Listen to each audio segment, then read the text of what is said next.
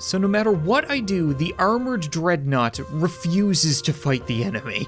But I think I may know why. There's a chance that he's actually a defender rather than an attacker. So if we pair him with a Succubus, then perhaps he'll want to protect his mistress, or she'll be able to rustle his jimmies, really getting him in the fighting mood. Either way, they're gonna have to come up with some kind of solution soon because the Shire is here and they are not happy. Oh, he's moving! Are you kidding me? You giant armored Judas? What are you doing? You hit her so hard that she multiplied. Okay, you know what? That kind of worked. Now we've got 2 masters and a whole lot of dead hobbits.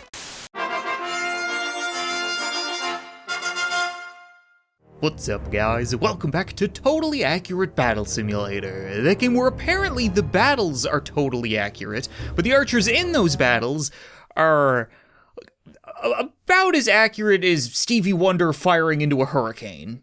Now, some of you guys may remember the last episode, I downloaded a mod that introduced a whole bunch of new secret hidden units, but often they raised more questions than they answered. Like, who would stab a scarecrow? I mean, I've got my guesses. I would probably not go with Butcher, though. My first guess would have been, like, Disgruntled Crow. You could tell this is probably a really rough neighborhood when even the birds are stabbing people. You know what? I've said it before, and I'll say it again. Not every secret unit that we find has to be some giant mechanical Tyrannosaurus Jesus that fires lasers out of its ass. Sometimes you want simple. The Butcher is cool. I like it. And I'm starting to see why he probably mugged that guy out in the field. Booger sugar ain't cheap, and he does not want to come down off this high. Well, unfortunately for him, there aren't exactly many animals in tabs. Like, I think the closest we're gonna get is a couple of raptors, but I don't have a good feeling about this. The stakes have never been higher for the Butcher. That was an unintended pun. I'm really sorry about that, but it looks like you're not gonna live long enough to suffer through it. Okay, well then I guess Raptor Rump Roast isn't on the menu. When it comes to unlocking new units, I want to see what they can do, not how they can be chewed. So why don't we just throw a couple of peasants in there? You know, they're pretty much animals, right? Oh, I'm sorry, is my inner aristocrat showing? Well, just screw off, I'm sure they're gonna be perfectly fine.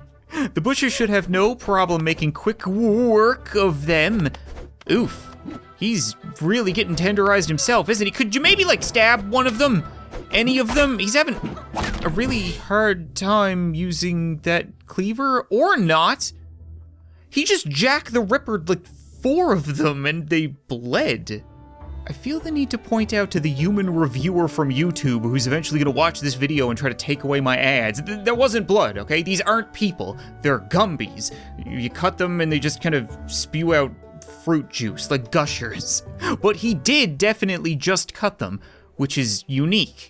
Maybe these farmers don't want him on their land, but he has something else to say. That was a lot more accurate. I kind of figured he was going to continue having a hard time aiming. Usually what he chops up doesn't exactly fight back, but those farmers never stood a chance. Oh, you know what? There is one other animal that we could try against them, but I don't think it's gonna be a particularly fair fight. Snuffy is an extra thick cut of meat. Like, even if they do have half a dozen V-shaped butchers, that just means they're gonna end up getting used like weird little bald bowling pins. Come on, Snuffy, you got this. Just stomp them into a fine blue paste. Throw it back, King, there you go. Like, they stabbed a scarecrow, by the way. I figured you should know that. The scarecrow's an OG in this game, just like you. Hoo-wee. There's just so much of it, it could feed a family for decades. Okay, honestly now, the scarecrow was funny, but who's running around stabbing trees in their tree holes? That seems kind of gross. Oh, it's a thief. Don't we already have a thief? You know what it is? We have a jester, not a thief. I would recognize the haircut, right? He's got that my mom just finished eating chips and then used the bowl to edge me up kind of look. It's surprisingly difficult to find a fair fight for a guy who looks like he's gonna mug somebody on Sesame Street, but how about we just go with a hoplite? I don't know if they have pockets in their metal armor, but the thief might get his shit worked. You see what I mean? It's not a fair fight. I guess fair and entertaining are two very different things, but how about we just try a squire? This should be in the thief's favor. You wouldn't think it would be, considering one has a bull helmet and the other has a bull cut. Oh! He disarmed the squire and killed him with his own sword. That's really cool! So if he can survive long enough to disarm the enemy, then he becomes the enemy, I guess? We gotta try this out against somebody with a crazy weapon. Every member of the Thieves Guild has come out for this mission because they're gonna try to rob Death himself. If they can take Grim's Scythe and then use it to make like the big whooshy thing, then that's gonna be pretty friggin' cool. A lot of them are gonna get used as pinatas, others are gonna drown in the river. Yeah, we might need more thieves. Fortunately for us, it's very easy to turn people into thieves. All they need is bad circumstance, lack of moral fiber, and a $5 trip to Easy Cuts. You think that's enough? 92? We'll go with the even 100. Grim, could you maybe take it easy on them, please? Just loosen your grip on that scythe. I really want to see one of them take it. If they could actually use it, that'd be awesome. I don't even know if they can jump high enough to hit him. They're having a very hard time. Disarm him, come on. Oh, it's not gonna work. I'm setting my expectations too high. We gotta dial it back. There has to be somebody else with a cool weapon who isn't literally death. How about we try some big, impressive axes? We've got the halberds, we've got the executioner. It's not quite the Grim Reaper scythe, but it's still pretty cool. If you guys can get in there and survive, I know it's like they're swinging around minivan doors at you, but it's working. Oh, it definitely worked. They stole all their weapons. I also love the fact that they come charging into battle, sounding like an army of turkeys. It's just.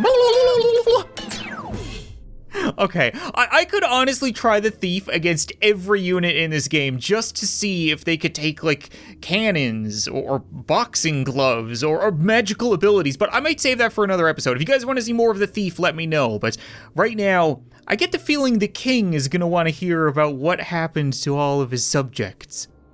Yeah, as soon as we embarrassed that first squire, I knew something like this was gonna happen. You go to the king's castle, you hang out on his front lawn, and he sends out his armored Dreadnought.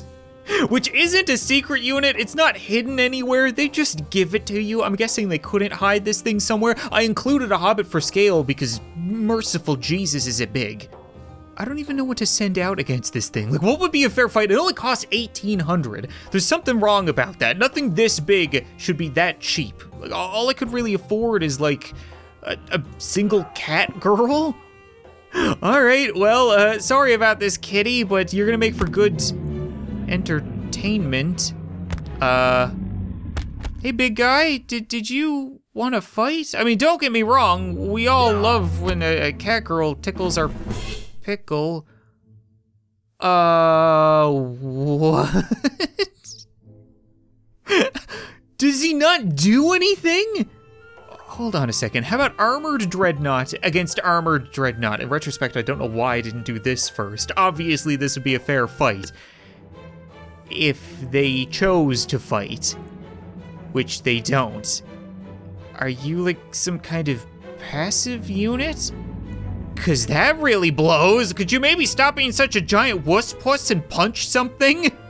So no matter what I do, the armored Dreadnought refuses to fight the enemy. But I think I may know why. There's a chance that he's actually a defender rather than an attacker. So if we pair him with a Succubus, then perhaps he'll want to protect his mistress, or she'll be able to rustle his jimmies, really getting him in the fighting mood. Either way, they're gonna have to come up with some kind of solution soon because the Shire is here and they are not happy. Oh, he's moving, Are you kidding me? You giant armored Judas, what are you doing? You hit her so hard that she multiplied. Okay, you know what, that kind of worked. Now we've got 2 masters and a whole lot of dead hobbits.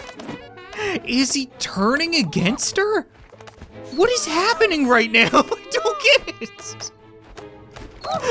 She's firing love arrows and she's got a whip, so she's clearly oof. Is she dead?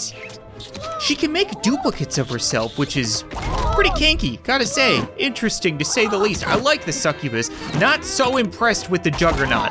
It would have been really cool if he was a defender, if he would only attack enemies who attack his allies. But it just kinda seems like he doesn't understand what's going on. All muscle, no brain. You know what? Fine. If the king wants to send out his precious Dreadnought to literally clean all of the poop off of his front lawn, then so be it. We'll see how smart you feel once you're betrayed. We've never seen a betrayal unit in tabs, and I can't see why that would be a thing. Like, what kind of strategy or purpose would it serve? It's so strange, and he is 100% only hitting the blue units. Then when there's just the poop left, he bends over and waits. Weird. Well, the Dreadnought may be both a figurative and literal huge disappointment, but the Succubus was really interesting. I kinda wanna see if she can tempt a whole bunch of good men, you know, holy men, devout gauntlets, maybe a couple of priests while we're at it. I think she's got it in her. She's definitely got the legs on her. She's got that big whip. She throws all of the love hearts. She can get fisted, punched. Punched is the word I'm looking for there. She can definitely take a punch. Come on, girl, you got this. Can you multiply, or was it just the fact that the Dreadnought hit you so hard that it broke space and time?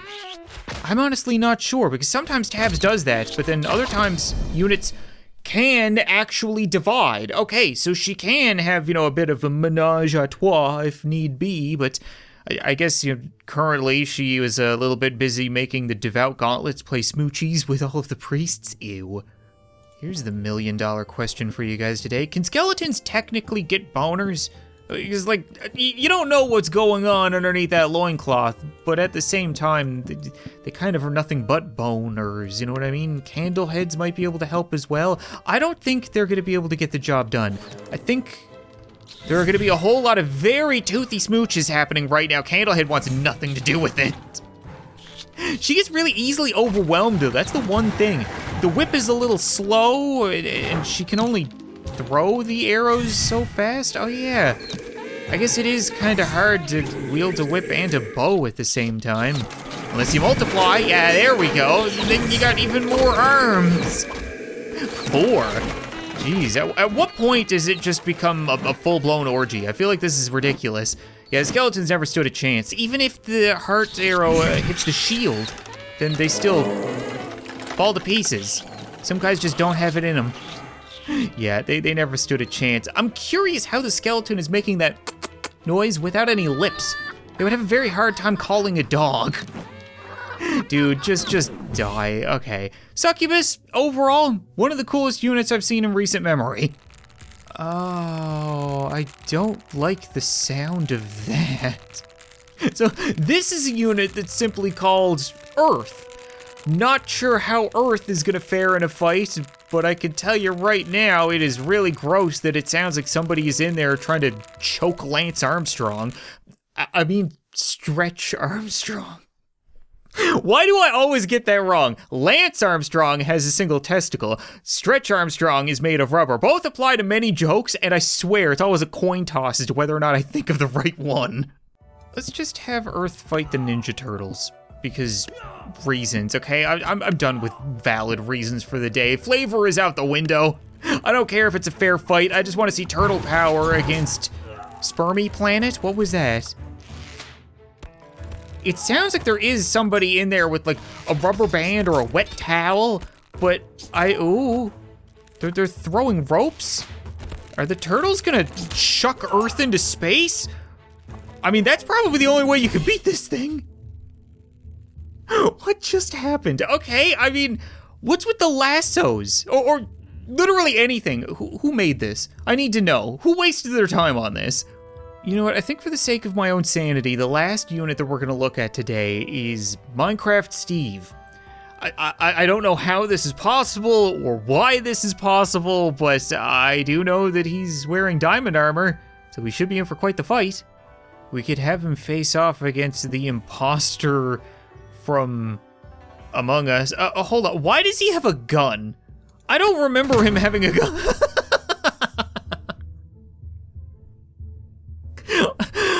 I don't know why I thought diamond armor would be bulletproof, but come to think of it, not really something you typically experience in Minecraft or Among Us. You know what, Steve? That's my bad. We got plenty of other video game characters for you to fight here. How about we go with Lady Dimitrescu? That sounds like a good one, even though she does cost 20 times as much as Steve, and she's got all of her daughters with her, and he's running away. Yeah, that's fitting. That is typically what happens with her. She is a 9-foot-tall booby vampire. Most people tend to run. You're breaking my balls here, Steve. I know that there are a lot of Minecraft fans out there that want to see you do something, so let's put you up against Jobbot, okay? You should be able to figure out. He's shaped like a block. All you gotta do is just, like, pick at him. Steve? Steve, you're having troubles here. Oh my god, Jobbot is kind of evil. What's with all the electricity and the fire and the whispers? Anybody else hear satanic whispers there for a second? Okay, no, we killed him. That works, I think. It's been a while since I played Job Simulator, but I definitely don't remember Jobbot being that powerful. Is he possessed?